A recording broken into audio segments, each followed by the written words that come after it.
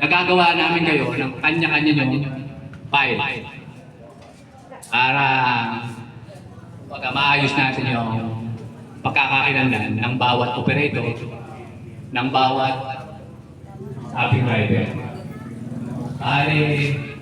Sa renyuan, pinag-form ng information sheet, nandiyan kayo ng certificate, may attached na 2x2 na picture. Kasi kung mag-base tayo sa master list, sa pangalan na, mahirap identify kung sino-sino ka. Kasi sa information sheet kasi, nakalagay doon yung ano nyo, yung mga like contact, yung contact number, kung saan kayo nakatira, pati yung identity, yung picture. Madaling makilala.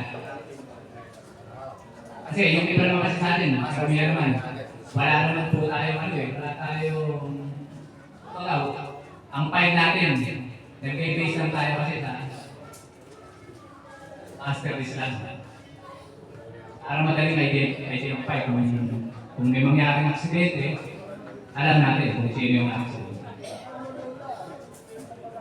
Hindi na yung paano nangyari kay Bio ni Darius, naatrasan ng isang miyembro natin yung motor ng anak niya.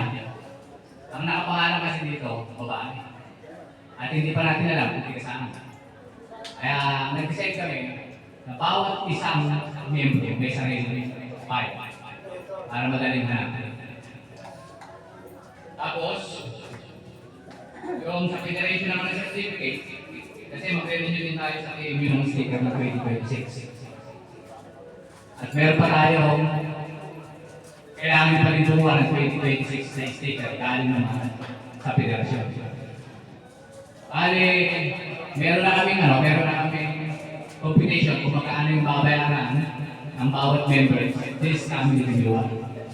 Pero, we make it sure na hindi na tayo tataas. Baka hindi tayo umabot ng isang life. Estimate natin ang estimate namin, 860 sa renewal natin. Yun lang ang babayaran natin.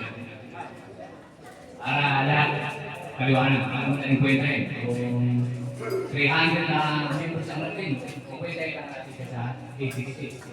Hindi tayo magkakaiba ng binabayaran tuwing renewal. At ang isa pa, tungkol sa benefits na